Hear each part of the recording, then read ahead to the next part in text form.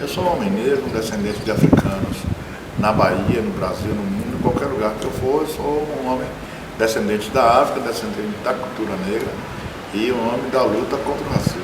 Eu sou negro e não, eu costumo dizer que eu não estudei para ser negro, eu nasci de uma família negra, então desde pequeno que eu sei que o negro sempre tem que dar um ponto na frente, que você tem que estudar. Eu tive a felicidade de nascer de uma família negra. Negro, baiano. Negão, negro, afrodescendente. Eu sou mulher negra que vive e atua nas comunidades de periferia e que defende a identidade e o respeito a todas as tradições de matriz africana. Um homem negro, entendendo que a negritude ela é muito mais uma herança ancestral e propriamente a cor da pele. Eu prefiro, para começar a conversa, assim, perguntar a minha etnia, eu sou branco negrinho, porque eu sou mestiço de 3 raças. Eu sou negro, acima de tudo, envolvido com pilares, principais pilares de matriz africana, a religiosidade, certo? Negro do bairro da Liberdade e completado a minha formação na Fazenda Grande do Retiro, com todas as vivências e características de uma pessoa negra de bairro popular que estudou em escola pública. Etnicamente, eu me considero brasileira baiana. Desde que tem uma série de formas de autoclassificação racial no Brasil, que nós bem conhecemos, mas eu acho que a terminologia mais adequada, que nos identifica não só do ponto de vista da tonalidade, da epiderme, mas da afiliação cultural e da descendência, etc., o termo mais adequado, do meu ponto de vista, é o termo negro.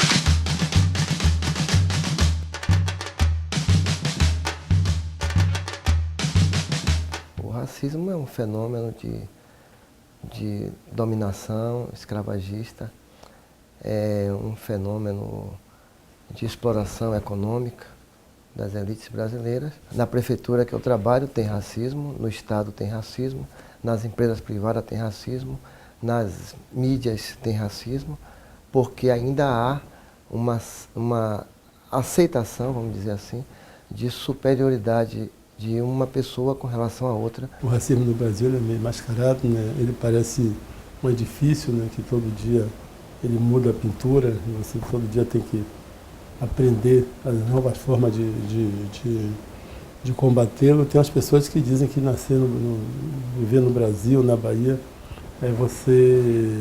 que é a terra prometida, a terra da felicidade. Eu costumo dizer que é você padecer no paraíso, né? É o desdobramento de uma luta histórica que dura séculos, de um conflito terrível, né, mas que se desdobra simbolicamente de formas tantas formas, né? O racismo que se incide sobre mim, sobre minha família, sobre os nossos irmãos todos e irmãs todas, a cada dia, a cada hora, a cada segundo, né? E ao mesmo tempo a ostentação de nossa dignidade. O racismo no Brasil está alinhado diretamente, não apenas a cor no tingimento da pele, mas acho que principalmente ao cabelo e a questões sociais. As pessoas que estão ocupando esses lugares lamentáveis ou forçadas a ocupar esses lugares lamentáveis estão geralmente vinculadas, né, a alguma presença direta ou indireta de negro na sua história, na sua genética. Então o racismo no Brasil, ele é prioritariamente ligado ao cabelo. Não é à toa que as mulheres lutam para alisar seus cabelos, para não sofrer racismo. Racismo é uma coisa ruim, é uma palavra pesada, uma palavra onde tem racismo, a gente já sente que a energia é negativa, e isso existe há muitos anos. É uma maneira, né, onde as pessoas que têm encontrou em diminuir o próximo por algo, pela questão racial, questão social, pela condição social. É uma coisa que me deixa muito triste saber que ainda a gente fala nos tempos de hoje sobre isso. Para mim é uma coisa que não existe, que não pode existir, mas existe. Passa por uma série de questões, mas eu sempre pontuo a questão da oportunidade, certo? Se você perceber o elemento quando nasce, o negro tem menor oportunidade de conseguir os seus objetivos, certo? Diante da facilidade que o branco em si tem em conquistar seu espaço, conquistar suas metas, e o negro, por conta dessa dificuldade, talvez partindo pela educação, nós sempre estamos atrás. Eu não acho que o racismo no Brasil seja um racismo ligado a uma repulsa à tonalidade de pele. Não creio que seja. Eu acho que o racismo no Brasil associa negro a pobre, perdedor, dominado, sub-raça, oriundo da escravidão.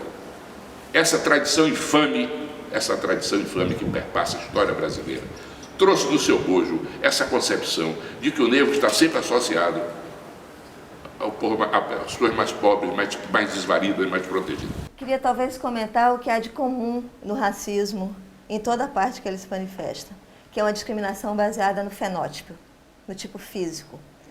E o cabelo, o nariz, a boca, o jeito como a pessoa se porta, são elementos fundamentais para que o racismo se manifeste. Agora eu fico muito contente de ver que há uma campanha internacional pelos cabelos crespos, né? Novamente, depois dos anos 70, do Black Power, 60, 70, a gente vê um movimento no mundo para que as mulheres assumam seus cabelos naturais, crespos, bombril, do jeito que ele é, bonito naturalmente. Então eu acho que isso é um elemento comum a todas as formas de racismo no planeta. E acho que a gente está vivendo um momento interessante de desconstruir aquilo que é mais poderoso nas formas de discriminação no mundo, que é o cabelo crespo africano e que se deriva em todos os lugares do mundo com todas as misturas que aconteceram entre povos. Olha, o racismo é um fenômeno histórico e social. Talvez no Brasil, talvez não, com certeza o grande responsável pela manutenção das desigualdades, e qualquer que sejam as desigualdades, sobretudo as desigualdades econômico-sociais, né? Quer dizer, o racismo acaba classificando as pessoas e atribuindo a elas características naturalizadas, que na verdade são características históricas, mas acaba naturalizando essas diferenças e transformando essas diferenças em desigualdades, e essas desigualdades têm respondido pelo atraso civilizatório que nós nos encontramos do ponto de vista das relações sociais e das relações interpessoais, né? Mas eu acho que o movimento que constrói isso, que posteriormente a gente vem chamar de racismo, é exatamente você transformar essa diferença posta pela natureza como uma desigualdade, é fomentar essa diferença como uma desigualdade. E mais, é você hierarquizar a diferença. Você começa a achar que a sua comunidade e os seus pares, por serem iguais a vocês, são superiores a outras comunidades. Superior do ponto de vista moral, sobretudo do ponto de vista moral, né? Superior do ponto de vista cultural, superior do ponto de vista cognitivo. O racismo no Brasil é, eu acho, a ferramenta mais perfeita, elaborada pela elite dominante. Ela é, ao mesmo tempo, silenciosa, porque ninguém é racista, ou ninguém diz que é, pelo menos. Ela é extremamente gritante, porque é impossível não ver. Então, ao mesmo tempo, e é perceptível a todos, ela existe, é quase impossível provar sua existência, ou pelo menos foi quase impossível provar durante muito tempo. Agora, uns dados científicos mais aprofundados, isso está se revelando. É um modelo de racismo único que deu ao Brasil características assim, especiais, né? A ideia do misticismo, a ideia do mulato, a ideia do caboclo. Então o racismo brasileiro, para mim, na minha opinião, é o seguinte: é uma perversão das elites pseudo-brancas, perseguindo pseudos negros, que também se auto-perseguem quando entram na lamúria histórica e não partem para um outro tipo de atitude. E todas essas sub-raças e subclassificações, roxinho, neguinho, cafuso, mulato, bantu, tudo isso são expressões sintomáticas da dominação racial da elite branca. O que acontece? E aí onde é que o movimento negro, se é que ele existe, onde é que ele existe, comete seu primeiro erro fatal? É que de alguma forma ele olha para a elite branca Ele busca valores dessa elite branca. Tanto que no carnaval já dou um pulo lá, olha o camarote. Olha o Ilê fazendo camarote. Que isso? Isso é uma questão. Então, o racismo no Brasil, para mim, tem essas características fundamentais, ou seja, essa distinção. Negro sempre equiparado a pobre, ao perdedor, ao escravo, e as elites pseudo-brancas tentando manter o modelo Casa Grande Senzala, que está aí até hoje dominante. Olhe de como a nossa cultura está eivada de uma série de conceitos preconceituosos. Cabelo bom se diz abertamente. Tem uma música brasileira que eu parei de cantar ela, o cara que eu gostava dele, que era Lamartine Babo.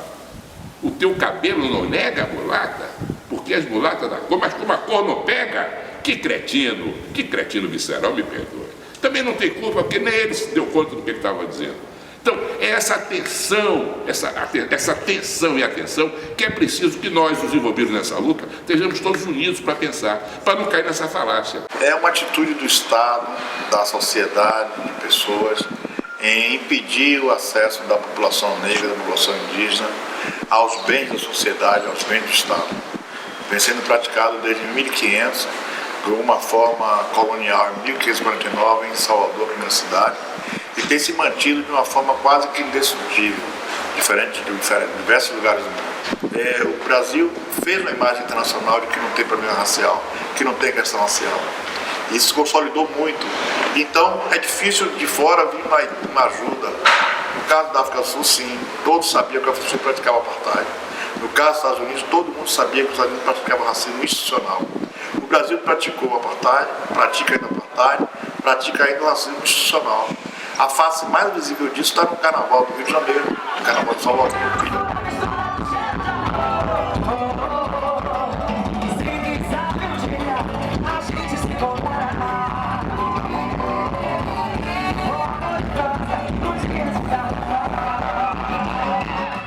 O racismo está presente no Carnaval, e eu digo porque o racismo está presente na vida brasileira.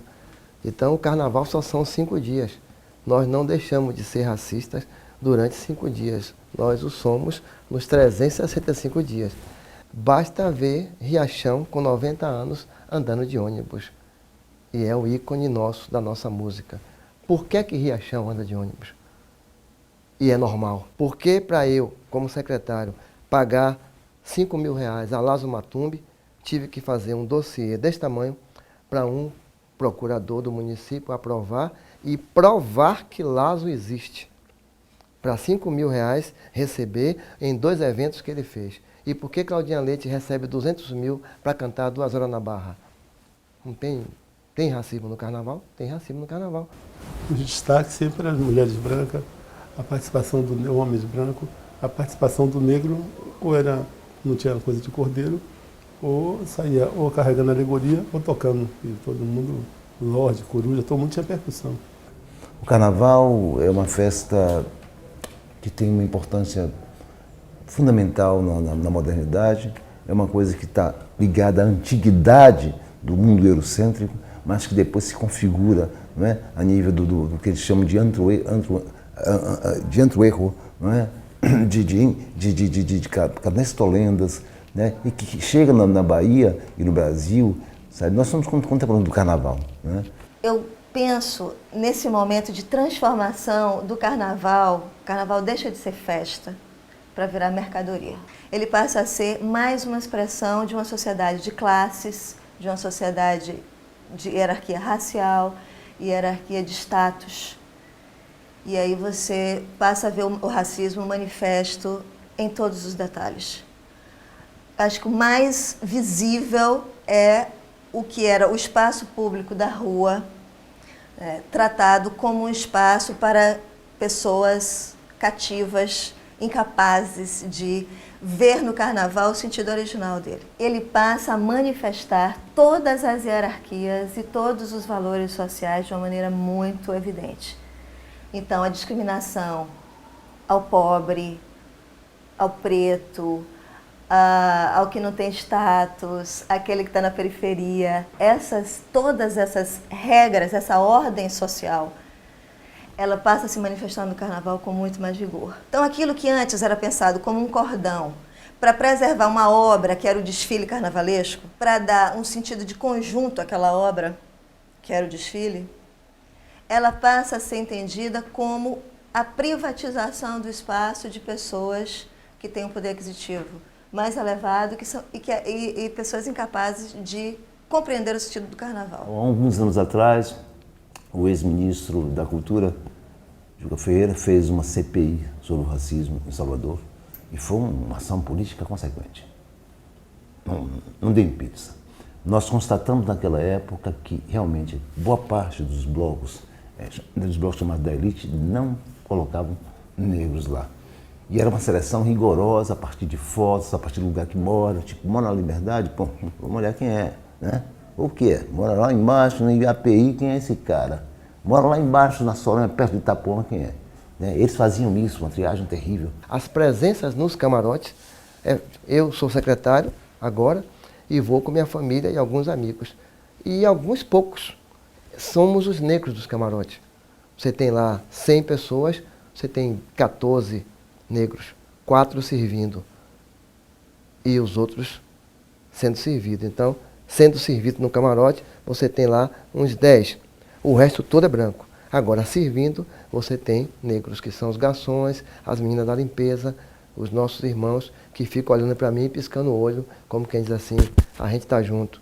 E eu tenho que, às vezes, fico até um pouco triste, às vezes, nessa situação, mas eu penso que a gente está avançando. Quando eu falei que às vezes é espontânea a alegria e às vezes não é que quando Ivete entra no Fantástico 8 horas no domingo, não é espontâneo. A indústria cultural resolve isso muito bem. E o ponto do jornalista está ali informando a hora que termina o comercial para a Ivete entrar em rede nacional.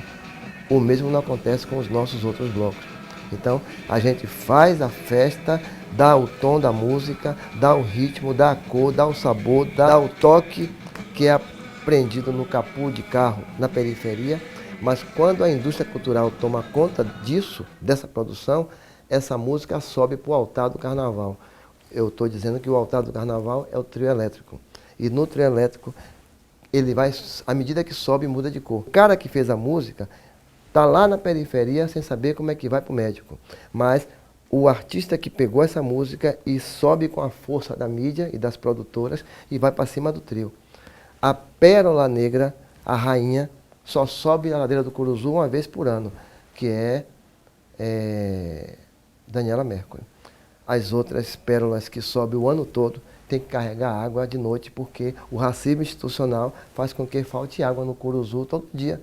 E é normal que as negras do Curuzu carreguem água, tem que levantar de madrugada para encher os túneis.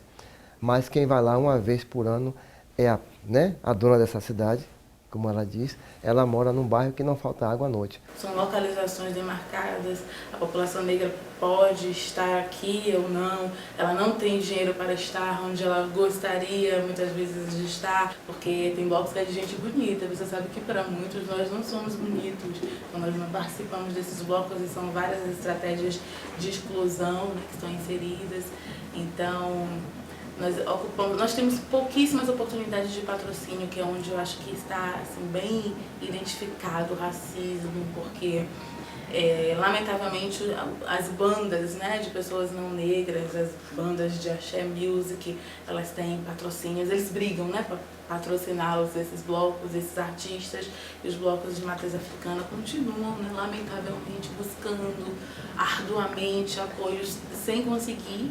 E quando a gente vai para os afoxés, isso é ainda mais preocupante, isso ainda é mais complicado, porque não há realmente investimento. Existe racismo no carnaval, sim. E faço mais uma ressalva. Quando eu fui entrevistado aqui por Paulo César, houve um debate onde eu fui entrevistado por Paulo César Amorim, aquele fogo cruzado, o nome dele Paulo Henrique Amorim. Houve um debate, não quero entrar aqui em nomes pessoais, com outros setores que defendem o modelo. Claro, defendem o modelo e são interessados imediatos no resultado. E lá, para tantos, alguém falou, mas racismo no Brasil, na Bahia? Eu falei, por que está estranhando? Ele falou, não, ele me causa espanto. Eu digo, lhe causaria espanto você saber que os blocos de pseudo-brancos, que é bom insistir todo o tempo, os blocos que discriminam das chamadas elites baianas, são blocos constituídos por mulatos como eu, por afrodescendentes como nós todos, como mestiços como todos nós. Como a pele clareia mais um pouquinho, ele acha que ele é branco. E aí ele acha que o que caracteriza a pureza racial dos seus princípios é cercar com a corda e perguntar que tipo de tonalidade você tem. Então o racismo está em todo canto, né, do carnaval. A gente que luta para colocar outras cores, mas ele está sempre, né, se mostrando, se apresentando para a gente.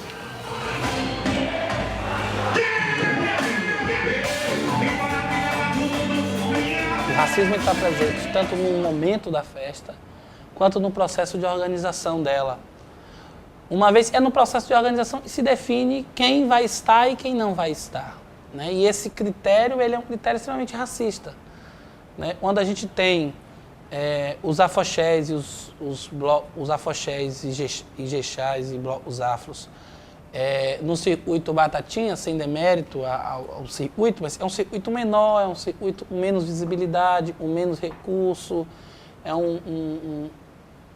e ao mesmo tempo que você tem o Chiclete com Banana, Ivete Sangalo e o Saulo na Barra, nesse processo de quem organiza isso, organiza de maneira racista mesmo, sabendo, entendendo, e os afoxés e os grupos de cultura afro-brasileira não têm condições, né, de ocupar esse espaço na Barra, por exemplo. Então, os blocos afro fizeram 35 anos já e eles nunca são os primeiros da fila, né? É incompreensível que grupos que têm uma história já tão longa e que estão ligadas à nova face do Carnaval da Bahia e à velha face do Carnaval da Bahia, quer dizer, foram os negros que inventaram esse modelo carnavalesco, né?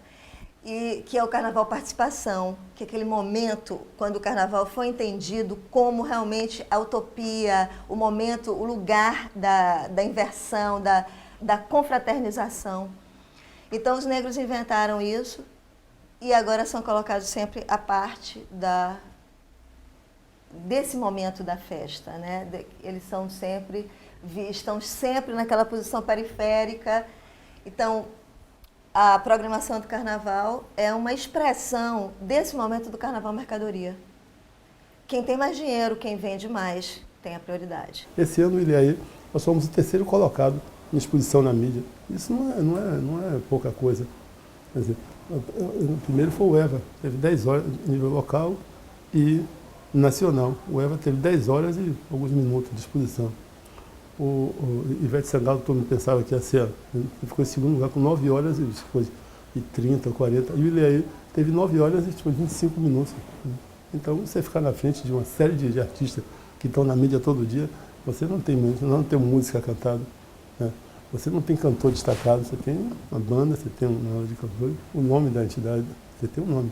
Ilhaí, desde a mídia, do Conselho do Carnaval, as organizações que dirigem o Carnaval, as pessoas que trabalham no Carnaval. Eu fui o último coordenador de Carnaval que tinha acesso para contratar pessoas. Hoje, se chega lá, eu fui coordenador, eu não tenho direito a botar uma negona como você para trabalhar, você sendo capaz. No Carnaval, que já tem marcado, ser Carnaval da Bahia, aqueles fiscais, todo mundo branquinho, todo mundo lourinho, você pensa que você está em um país europeu. Eu não sou a favor dessa maneira que o Carnaval é construído. Agora, tente ver pela questão. Quando essa questão foi criada, a verdade tem que ser dita. Nós não tínhamos essa mentalidade que hoje os blocos de matriz africana têm. Hoje nós estamos sendo muito mais profissionais, certo? E foi uma coisa que foi tomado, certo? Os caras lá já tinham percebido essa história de se colocar durante o dia seria mais fácil para ter essa visibilidade dentro do Carnaval, apesar que existem muitos blocos que saem de madrugada na Barra e são vistos, certo? Aí por que também os blocos que saem de madrugada no centro da cidade também não têm o mesmo poder com a mídia do que aqueles que saem também de madrugada na Barra? Isso aí vai contra dessa questão toda, certo? Racial vai muito contra também por conta muito do próprio patrocínio, certo? É muito bem ver as marcas. E a diferença é a seguinte, nós temos hoje, falar de o comércio em si, uma loja que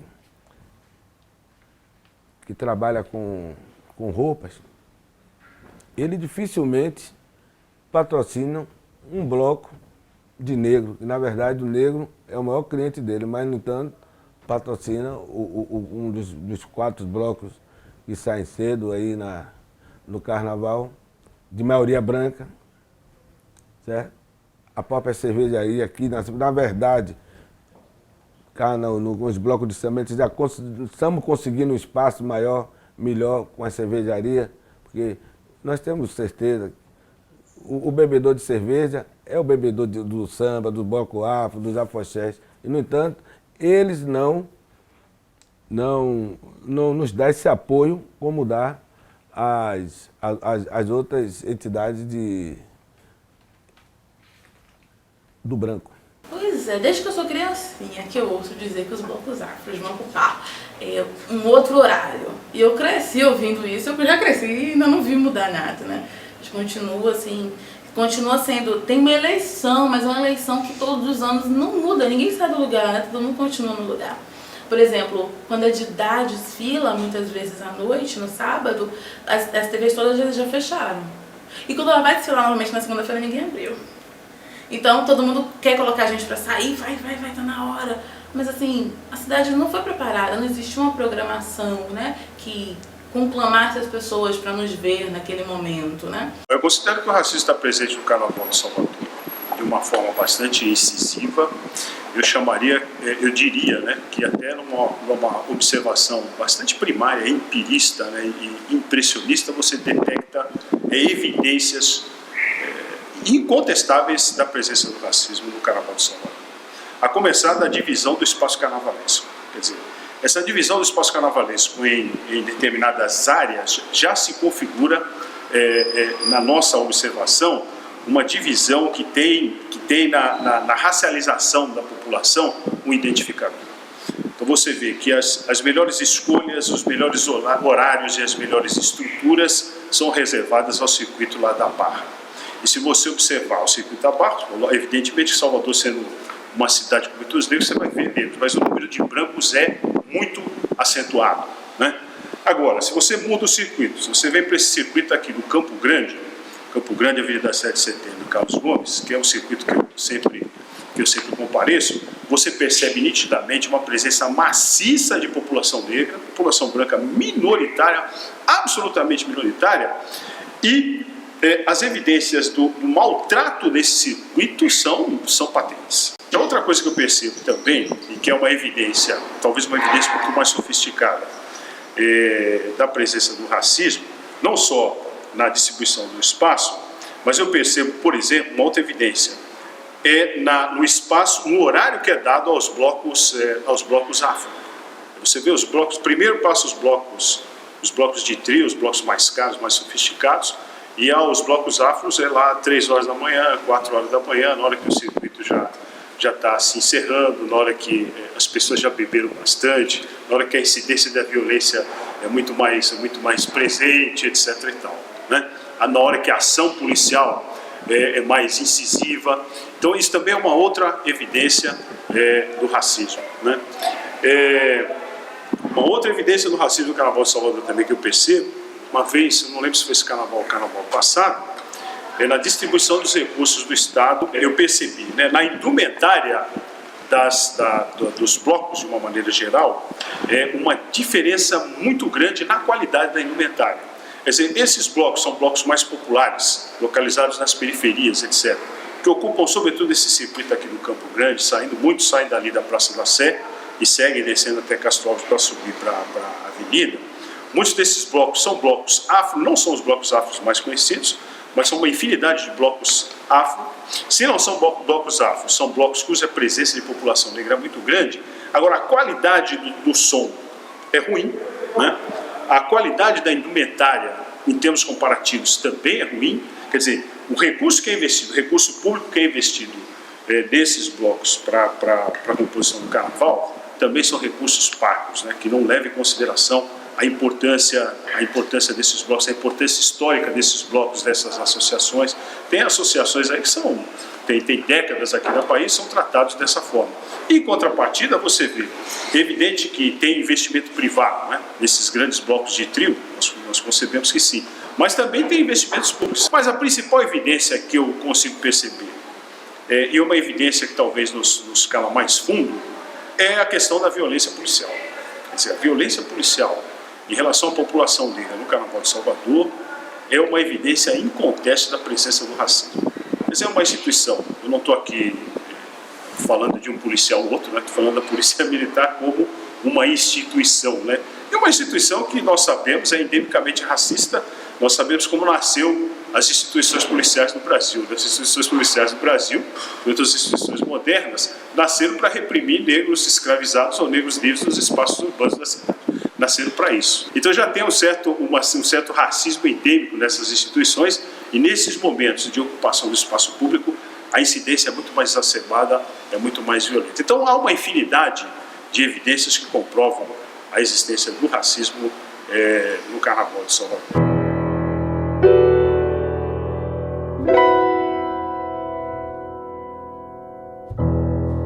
Na música do Urumilá, de Apolônio, que vai ficar melhor. É só dar mais um pouco na cultura e na educação.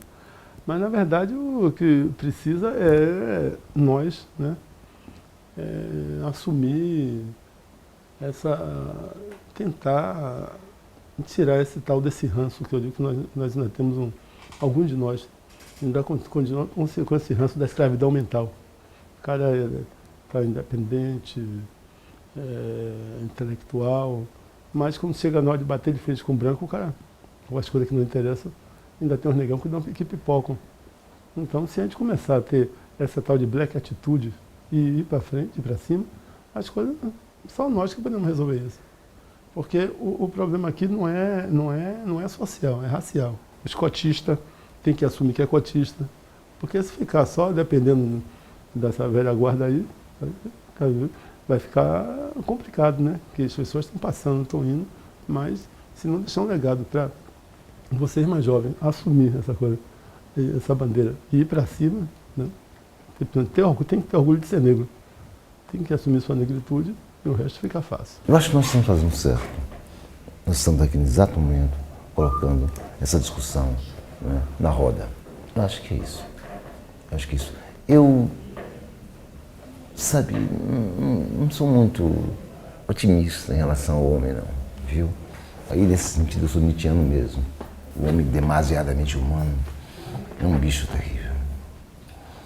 Então, se nós não discriminamos o outro por causa da cor, discriminamos a outra porque é mulher, sabe, sacaneamos com os meninos, ou com as meninas, ou com o outro porque... Entende? O homem tem essa coisa agonística da luta, entende? É por isso que nós também temos, do outro lado, né, essa vontade da igualdade. Então, a gente fica o tempo todo... É esse conflito sempre, né? Então, é claro, se existe essa vontade ridícula, horrorosa e perigosa, existe também a vontade de nós todos, militantes, sabe, buscarmos uma dimensão mais humana. A gente está diante de uma situação muito complexa, porque nessa posição de mercadoria, de produto, dessa capacidade que a Bahia teve de transformar a festa numa mercadoria tão valiosa, a gente tem muita dificuldade de pensar em soluções, em desconstruir a estrutura que está montada. Mas uma coisa que eu considero fundamental, a queda das cordas. O abandono do uso da corda para segmentação do espaço público. Porque não há mais um motivo, não há uma obra em desfile na rua. Há a repetição, há shows simultaneamente, seguidos.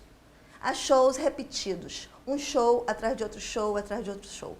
Então não há por que você preservar um espaço fechado para garantir a evolução de uma obra, de um conceito, que seria o tema daquele grupo. Se há um desfile de trios elétricos, você pode abrir a rua para quem quer estar na rua e brincar o carnaval. É claro que há uma camada elitista que não se mistura, né? Que não gosta de sentir calor, né? Que não gosta de corpos suados.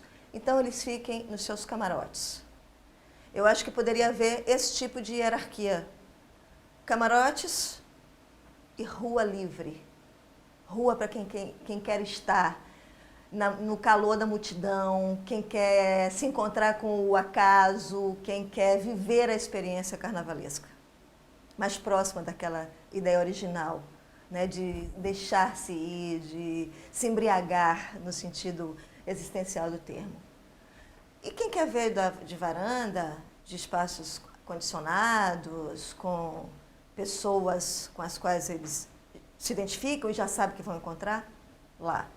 Então eu acho que isso já daria um respiro, acabaria com a situação mais violenta do carnaval, que é a tensão entre o cordeiro e o folião pipoca. São coisas bem simples, né?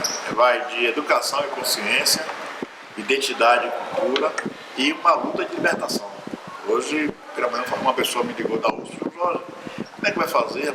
Tem quando essa cidade vai ser oprimida, dominada e a maioria dos povos voltando nessas elites mais atrasadas do país? Somente a luta de libertação. Salvador é a última colônia portuguesa do mundo. Democratizaria o carnaval, todos os níveis, não só o carnaval. Um governo de população negra faria um projeto diferente para essa cidade, fará um projeto diferente, como assim? Incluindo aqueles que são pobres, mas também não são negros. Essa generosidade está no candomblé, está na capoeira, está nos blocos afro, está em tudo que a população negra faz.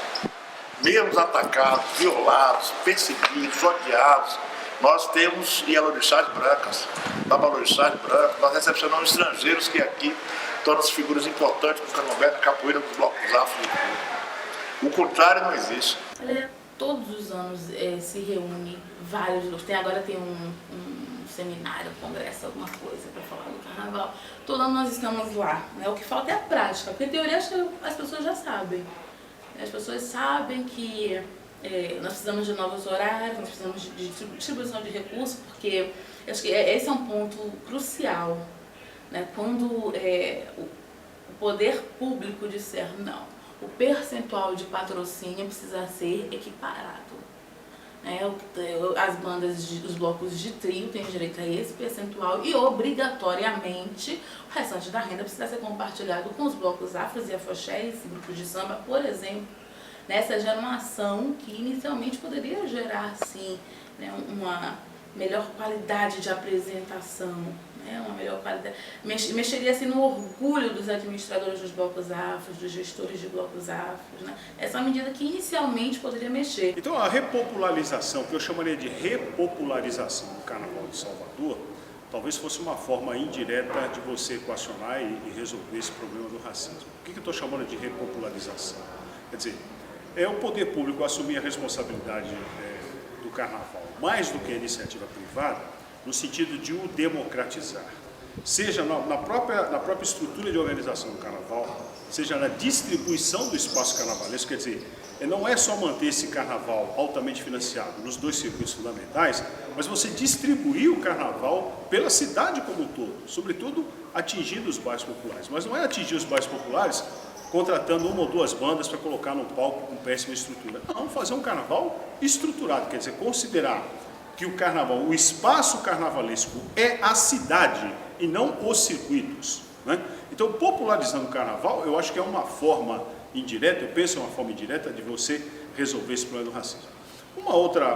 Talvez uma outra forma, eu penso que deveria haver uma campanha massiva, já que o Carnaval de Salvador é histórico, é tradicional, uma campanha massiva e direta de que a cultura negra é compósita na organização do carnaval da cidade, e, portanto, ela tem que ser considerada de alguma maneira. Quer dizer, você dá mais atenção aos blocos afro, você, por exemplo, eu sei que antigamente existia aqui, isso eu sei de leituras, né? Não participei, e de algumas teses que eu já li sobre isso, você tinha escolas de samba.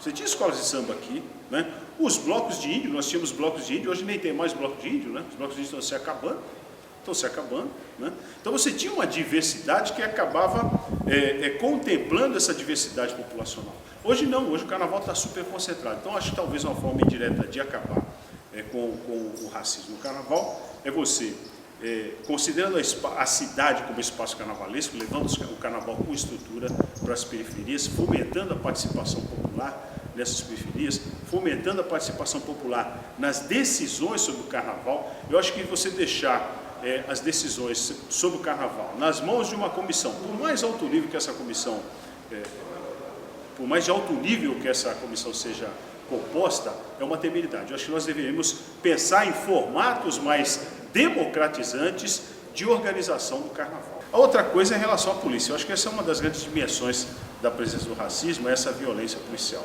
Aí eu não sei o que poderia ser feito, né? Talvez trabalhos de educação, de reeducação desses policiais, voltados para uma perspectiva de tratamento mais humanitário. Eu não sei, de alguma maneira eu acho que ter uma ação, e uma ação efetiva contra a violência policial é um grande contributo para diminuir o racismo no carnaval. Primeiro, abaixar todas as cordas no chão, imediata e literalmente até por decreto. Corda imoral é ilegal e inconstitucional. A corda é inconstitucional porque ela fere direito de ir e vir. Ela é imoral porque ela separa foliões no carnaval. Então, com as cordas no chão, esse modelo de carnaval começa a ser mexido. Quando você mexe na separação, no apartheid, cuja corda é um representante muito claro, sabe? Não sei, não vou também, ia cair na tentação de falar o nome do artista, não vou falar. Mas, numa entrevista me perguntaram, eu falei em apartheid, falei abertamente apartheid, metaforicamente, há um apartheid no carnaval? Sim, há uma tentativa de dividir o carnaval de foliões de primeira classe e tudo mais é de segunda, de primeira classe dos camarotes. Um artista famoso daqui da Bahia falou, que coisa mais louca essa de Valtinho, que é o exagero apartheid. Aí eu perguntei, engraçado, já vi você em outras posições, em músicas suas você não afirmava isso, agora são concessões, a gente não pode. Você não pode fazer uma concessão dessa natureza, sem então você está ferindo um princípio radical e vital. O camarote é um absurdo, porque o camarote promove exatamente o snobismo e a elitização de uma festa que é para o contrário, a festa é para agregar. E quem já brincou o carnaval como eu brinquei nos anos 70, na Praça Castro, com 100 mil pessoas brincando junto, não tinha cor não. Era uma grande festa coletiva, onde a cidade se encontrava, se amava e se reconhecia. Não essa mixórdia que está aí, esse carnaval imoral que está aí. Com essa constatação, o que poderia ser feito para enfrentar esses problemas? Eu penso que essa pesquisa da UNEB é um instrumento importante para você dar o tom acadêmico, porque tem um senso comum que diz as coisas, mas não tem às vezes um registro, não é? Vamos dizer assim, com o rigor científico. Publicizar isso. Programas como alguns que a gente encontra na TV pública, programas como o Observatório da Discriminação Racial. Este ano, no Carnaval de 2012, nós tivemos 470 denúncias. O que mais pesou foi racismo e violência contra a mulher. Esse racismo que as pessoas não percebem, que são as pessoas negras e pobres que estão atrás da festa que é passada na TV, que é passada na Band, que é passada pelos grandes artistas e que ninguém percebe essa outra Bahia que está atrás da estrutura da festa visível, que fica dormindo no chão, tomando vaga, tomando conta do espaço de isopor, que é adquirido para poder vender naquele espaço. Então, são negras. O que mais me dói é da minha impotência, não sei se isso vai servir para a entrevista, como secretário, é quando eu vejo um bocado de mãozinha magrinha, fininha, por debaixo das pernas da gente, moço, deixa eu catar. E aí eu olho e vejo da nossa impotência, e que a despeito de termos avançado muito com presidentes, com governantes, com partidos diferentes, mas que ainda tem essa coisa para resolver. É mais fácil de derrubar a ditadura militar no Brasil, enfrentar os militares, do que enfrentar o racismo. Negro é a raiz da liberdade. Negro é a raiz da liberdade.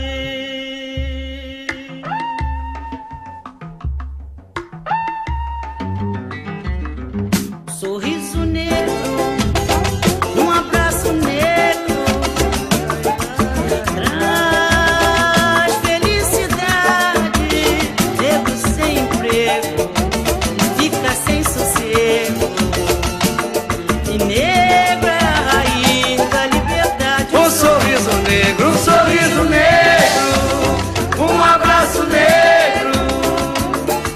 Traz felicidade, negro sem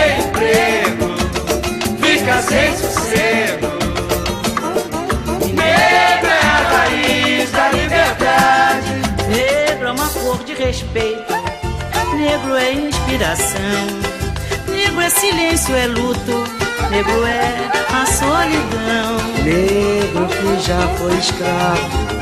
Negro é a voz da verdade. Negro é destino e amor. Negro